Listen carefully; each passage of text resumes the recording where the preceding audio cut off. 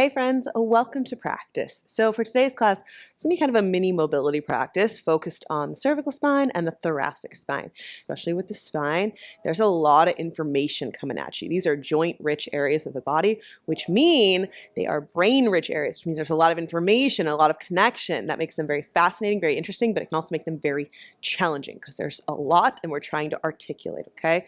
So whittle the attention in, remove distractions if you can. It's usually a lot of sticky spots in our neck, and sometimes it's a result of the things we do, the physical activities we do.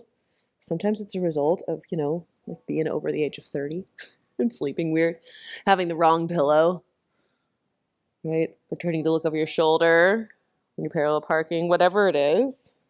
I feel like neck and shoulder stuff isn't always an acute moment. It's just shit that builds up and exists in there through life. So sometimes going slower allows you a little bit of time and patience to kind of tease it out. Up right ear to right shoulder. Lateral bend that we had before, take your right arm and your right hand on top of your head here. Now this is not a pull, it's not a yank, there's not much force here, just a little bit of weight. Like just the weight of your right arm was dragging your head over to the side, big lateral bend. You can take the opposite hand out to the left if you want it to float. Sometimes that exaggerates that big line of tension, feels good here. You don't have to. And then we're going to add just a tiny bit of effort into this. So as you pull over with your right hand, you're pulling like 10%. And then you're going to push your head back into your hand. You see that little tiny bit of movement for me?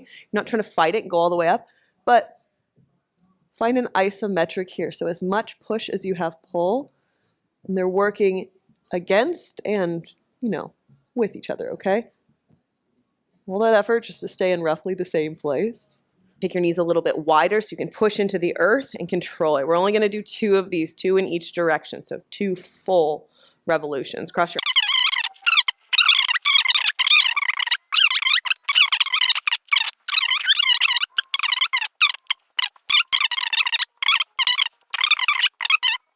prop and push it into the wall. Take a breath in. Good. Control the belly. Send the front ribs down. Squeeze your left knee into the bolster, into the wall. And then start to lift. Right arm lifts. Take it all the way around. You're spinning, spinning, spinning, as if you could turn your chest flat to the wall. And then up and over, all the way around. Once you get here, replace your hand. So now the back of your right hand is holding the block in place. Left arm opens all the way around. As far as you can without losing connection to either the bolster or the block. Come back. We're going to continue on. We're going to do this for 30 more seconds. Your arms, instead of that big old T, like arms on a clock, bring them behind your head.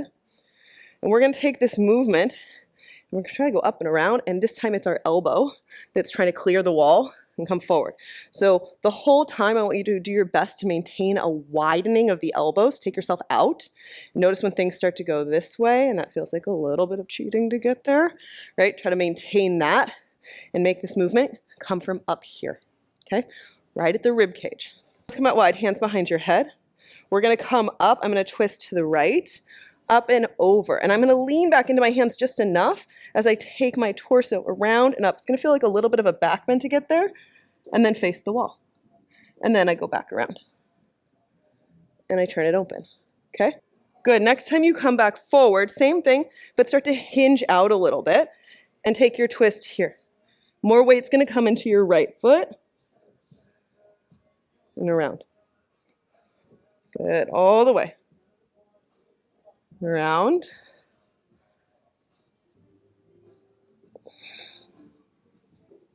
Good. You can probably hear my little grunty breaths because there's like that last inch at the end or the last millimeter where you're like, oh God, so close. Yeah, that's okay. Whew. Okay, let it go. Come out of that. This is one of those practices that I know it feels like it's kind of a doozy to set up, but this could be a maintenance practice that you do all the time, twice a week, 3 times a week.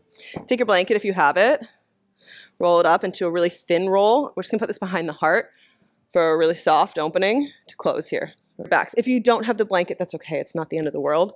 This just might give you a nice little passive opener to close today. Because that's it. We're done with the stuff. Might just feel good now to lay back.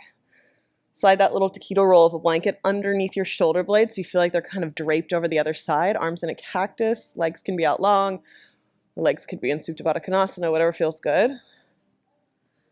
You take a big breath in, but a wide breath across the collarbones, across the lungs and the armpits, out to the shoulders, elbows, wrists. And then exhale, settle it back down.